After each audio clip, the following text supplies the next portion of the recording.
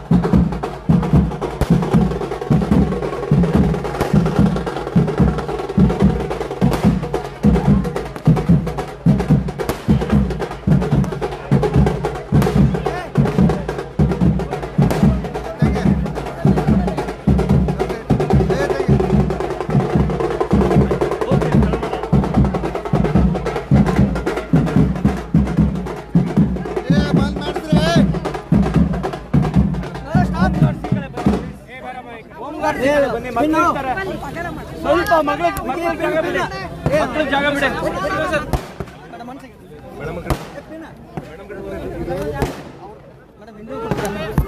ಆಮೇಲೆ ಹಿಂದಿ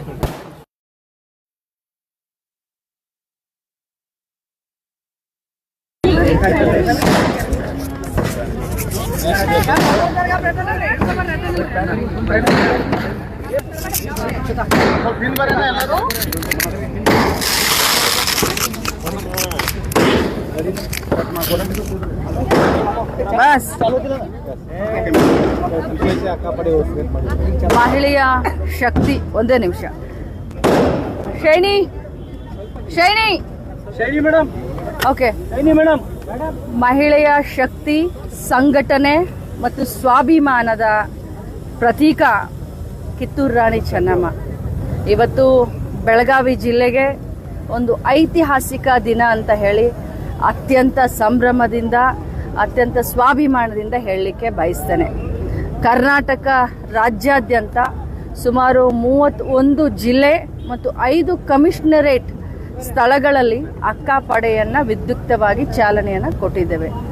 ಇವತ್ತು ಬೆಳಗಾವಿ ಜಿಲ್ಲೆಯಲ್ಲಿ ಮತ್ತು ಬೆಳಗಾವಿ ಕಮಿಷನರೇಟ್ ಎರಡಕ್ಕೂ ಕೂಡ ನಾವು ಇವತ್ತು ವಿದ್ಯುಕ್ತವಾಗಿ ಚಾಲನೆಯನ್ನು ಕೊಟ್ಟಿದ್ದೇವೆ.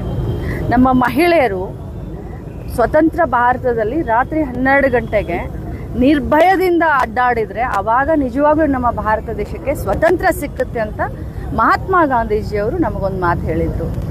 ಅಲ್ಲಿಂದ ಇಟ್ಕೊಂಡು ಇಲ್ಲಿಯವರೆಗೂ ಕೂಡ ಮಹಿಳೆಯರ ಮೇಲೆ, ಹೆಣ್ಮಕ್ಕಳ ಮೇಲೆ, ಚಿಕ್ಕ ಮಕ್ಕಳ ಮೇಲೆ ಅನೇಕ ದೌರ್ಜನ್ಯಗಳು, ಅದು ಕೌಟುಂಬಿಕ ದೌರ್ಜನ್ಯ ಇರ್ಬೋದು, ಅದು ಲೈಂಗಿಕ ದೌರ್ಜನ್ಯ ಇರ್ಬೋದು, ಸಾಮಾಜಿಕ ದೌರ್ಜನ್ಯ ಇರ್ಬೋದು, ಸಾಮಾಜಿಕ ಅನಿಷ್ಟ ಪಿಡುಗು ಇರಬಹುದು, ದೇವದಾಸಿ ಪದ್ಧತಿಗಳಿರಬಹುದು, ಬಾಲ್ಯ ವಿವಾಹ ಇರಬಹುದು, ಪೋಕ್ಸೋ ಪ್ರಕರಣಗಳಿರಬಹುದು, ಅನೇಕ ಪಿಡುಗು ಅಕ್ಕಾಪಡೆಯ ಮುಖ್ಯ ಉದ್ದೇಶ. ಮಹಿಳಾ ಮತ್ತು ಮಕ್ಕಳ ಕಲ್ಯಾಣ ಇಲಾಖೆ ಮತ್ತು ಗೃಹ ಇಲಾಖೆ ಸಂಯುಕ್ತ ಆಶ್ರಯದಲ್ಲಿ ಇವತ್ತು ಮಹಿಳಾ ಮಕ್ಕಳ ಕಲ್ಯಾಣ ಇಲಾಖೆ ಈ ಅಕ್ಕಾಪಡೆ ಅನ್ನುವಂಥ ವಿನೂತನವಾದಂಥ ಪಡೆಯನ್ನು ತೆಗೆದುಕೊಂಡು ಬಂದಿದೆ. ಕಾರಣ ಇಷ್ಟೇ, ಈ ಮಕ್ಕಳು ಬಂದಿದ್ದಾರೆ, ಇವತ್ತು ಸ್ಕೂಲ್ ಗೋಯಿಂಗ್ ಮಕ್ಕಳು ಬಂದಿದ್ದಾರೆ. ಈ ಮಕ್ಕಳಿಗೆ ಯಾವ ರೀತಿ ಅಕ್ಕಾಪಡೆ ಸಹಾಯ ಮಾಡುತ್ತೆ ಅಂತಂದರೆ, ಪ್ರತಿಯೊಂದು ಸ್ಕೂಲ್ಗೆ ನಾವು ಹೋಗ್ತೀವಿ, ಅಕ್ಕಾಪಡೆಯ ಸದಸ್ಯರು ಏನು ಈಗಾಗಲೇ ಹೋಮ್ ಗಾರ್ಡ್ಸ್ ಜೊತೆಯಲ್ಲಿ ಇಬ್ಬರನ್ನ ಮಹಿಳಾ ಪೊಲೀಸ್ಗಳನ್ನ ಕೂಡ ಇಟ್ಕೊಂಡಿದ್ದೀವಿ. ಇವರು ಸ್ಕೂಲ್ಗೆ, ಕಾಲೇಜ್ಗಳಿಗೆ, ಸಾರ್ವಜನಿಕ ಜಾಗಗಳಿಗೆ, ಮಾಲ್ಗೆ, ಫಿಲ್ಮ್ ಥಿಯೇಟರ್ ಹತ್ರ ಜಾತ್ರೆ ಆಗುವಂಥ ಸಂದರ್ಭದಲ್ಲಿ ಅಕ್ಕಾಪಡೆ ಗಸ್ತನ್ನು ಸುತ್ತಾಕುತ್ತೆ. ಮತ್ತು ನಮ್ಮದು ಹೆಲ್ಪ್ಲೈನ್ ಇದೆ 1811 1098 ಅಂದರೆ 1098.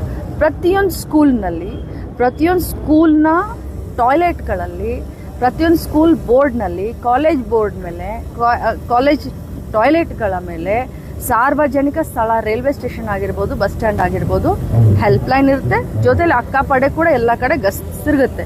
ಇದರಿಂದ ಏನಾಗುತ್ತೆ ಅಂದರೆ, ಈ ಮಗಳಿಗೆ ಯಾರಾದರೂ ಮನೆಯಲ್ಲಿ ತೊಂದರೆ ಕೊಡ್ತಾ ಇದ್ರೆ ಇವ್ಳಿಗೆ ಪೊಲೀಸ್ ಸ್ಟೇಷನ್ಗೆ ಹೋಗಲಿಕ್ಕೆ ಧೈರ್ಯ ಇರೋದಿಲ್ಲ. ಇವಳು ನೇರವಾಗಿ ನಮ್ಮ ಹೆಲ್ಪ್ಲೈನ್ಗೆ ಒಂದು ಫೋನ್ ಮಾಡಬಹುದು ಅಥವಾ ಒಂದು ಮಿಸ್ ಕಾಲ್ ಕೊಡ್ಬೋದು. ಇವಳ ವಿಳಾಸವನ್ನು, ಇವಳ ಹೆಸರನ್ನು ನಾವು ಗೌಪ್ಯವಾಗಿಡ್ತೀವಿ. ಈಗ ಈ ಹುಡುಗಿಗೆ ಯಾರಾದರೂ ಬಸ್ ಸ್ಟ್ಯಾಂಡ್ನಲ್ಲಿ ಚಿಡಾಯಿಸ್ತಾ ಇದ್ರೆ, ಒಬ್ಬ ಹುಡುಗ ಚಿಡಾಯಿಸ್ತಾ ಇದ್ರೆ, ಮನೆಯಲ್ಲಿ ಭಯಕ್ಕೆ ಆ ಹುಡುಗಿ ಹೇಳಲಿಕ್ಕೆ ಆಗೋದಿಲ್ಲ ನನ್ನನ್ನು ಹೀಗೆ ಚಿಡಾಯಿಸ್ತಾ, ಯಾಕಂದರೆ ಮನೆ ಮರ್ಯಾದೆ ಪ್ರಶ್ನೆ. ಪೊಲೀಸ್ ಸ್ಟೇಷನ್ಗೆ ಹೋಗೋಷ್ಟು ಧೈರ್ಯ ಇರೋದಿಲ್ಲ. ಇಂಥ ಹುಡುಗಿಯರು, ಇಂಥವರು ನಮ್ಮ ಅಕ್ಕಾಪಡೆ ಹೆಲ್ಪ್ಲೈನ್ಗೆ ಫೋನ್ ಮಾಡಿದ್ರೆ ನಾವು ಎರಡೇ ನಿಮಿಷದಲ್ಲಿ ನಾವು ರಿವಲ್ಟ್ ಆಗ್ತೀವಿ, 2 ನಿಮಿಷದಲ್ಲಿ ನಾವು ಕಾರ್ಯ ಸನ್ನದ್ಧಾಗ್ತೀವಿ, ರೆಸ್ಕ್ಯೂ ಮಾಡ್ತೀವಿ. ಬಾಲ್ಯ ವಿವಾಹ ಇರ್ಬೋದು, ಈ ರೀತಿ ಅನೇಕ ಪ್ರಸಂಗಗಳಲ್ಲಿ ಇವತ್ತು ಅಕ್ಕಾಪಡೆ ಇಡೀ ರಾಜ್ಯದಲ್ಲಿಯೇ ಒಂದು ಧಮಾಕ ಅಂತ ಹೇಳ್ಬೋದು. ಹಾಸನದಲ್ಲಿ ಮತ್ತೆ ಎಲ್ಲೆಲ್ಲಿ ಬಾಗಲಕೋಟೆಯಲ್ಲಿ ಇಂಥ ಪ್ರಕರಣಗಳು ನಾವು ಶುರು ಮಾಡಿ 1 ತಿಂಗಳಾಗಿದೆ. ಅನೇಕ ಜಿಲ್ಲೆಗಳಲ್ಲಿ ಇಂಥ ಪ್ರಕರಣಗಳನ್ನು ನಾವು ತಡಿತಾ ಇದ್ದೀವಿ ಅಂತ ಪೇಪರ್ ಮಾಧ್ಯಮದಲ್ಲಿನೇ ಕೂಡ ಪ್ರಶಂಸೆ ವ್ಯಕ್ತ ಆಗ್ತಾ ಇದೆ.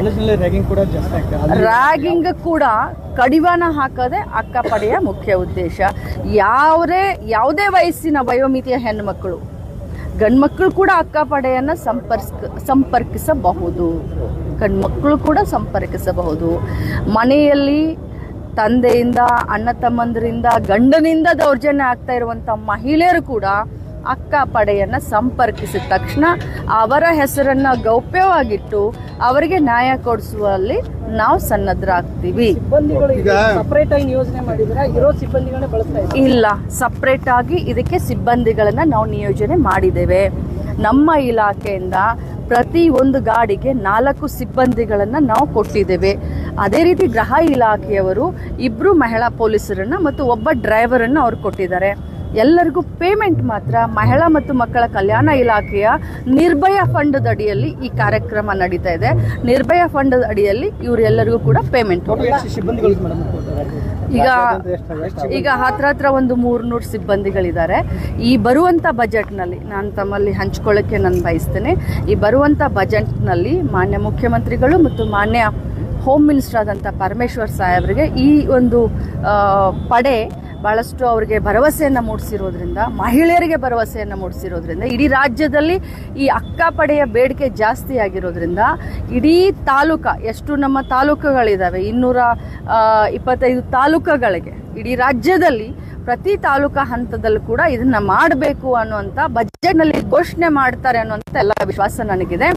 ಅದಾದಮೇಲೆ ಅದು ತಾಲೂಕಾ ಮಟ್ಟದ ಆದಮೇಲೆ ಮುಂದುವರೆದಂತೆ ನಮ್ಮ ಇಲಾಖೆಯಿಂದ ಪ್ರತಿ ಪೊಲೀಸ್ ಸ್ಟೇಷನ್ಗೆ ಒಂದು 2 ವೀಲರ್ನ ಕೊಟ್ಟು, ಪ್ರತಿ ಪೊಲೀಸ್ ಸ್ಟೇಷನ್ಗೆ, ಇಡೀ ರಾಜ್ಯದಲ್ಲಿ ಇರುವಂಥ ಪ್ರತಿ ಪೊಲೀಸ್ ಸ್ಟೇಷನ್ಗೆ ಒಂದು 2 ವೀಲರ್ನ ಅಕ್ಕಾಪಡೆ ಅಂತ, ಅಂದರೆ ಇದನ್ನ ನಾವು ವಿಕೇಂದ್ರೀಕರಣ ಮಾಡ್ತೀವಿ. ಈಗ ಜಿಲ್ಲಾ ಮಟ್ಟದಲ್ಲಾಯಿತು, ನಂತರ ತಾಲೂಕು ಮಟ್ಟ ತೆಗೆದುಕೊಂಡು ಹೋಗ್ತೀವಿ, ಅದ ನಂತರ ಹೋಬಳಿ ಮಟ್ಟಕ್ಕೆ ಕೂಡ ಒಂದೊಂದು 2 ವೀಲರ್ ಕೊಟ್ಟು ಅಕ್ಕಾಪಡೆಯನ್ನು ಇದನ್ನ ಮಾಡಲಿಕ್ಕೆ ಮತ್ತು ರಾಜ್ಯದಲ್ಲಿ ಮಹಿಳೆಯರು, ಮಕ್ಕಳು ಸುರಕ್ಷಿತವಾಗಿ ಇಡ್ಲಿಕ್ಕೆ ಮಹಿಳಾ ಮಕ್ಕಳ ಕಲ್ಯಾಣ ಇಲಾಖೆ ಒಂದು ಹೆಜ್ಜೆಯನ್ನ ಮುಂದೆ ಇಡ್ತಾ ಇದೆ. ಬೇರೆ ಜಿಲ್ಲೆಗಳಲ್ಲಿ ಪ್ರಾರಂಭ ಆಗಿದೆ, ಯಾವ ರೀತಿಯಾಗಿ ರೆಸ್ಪಾನ್ಸ್ ಬರ್ತಾ ಇದೆ?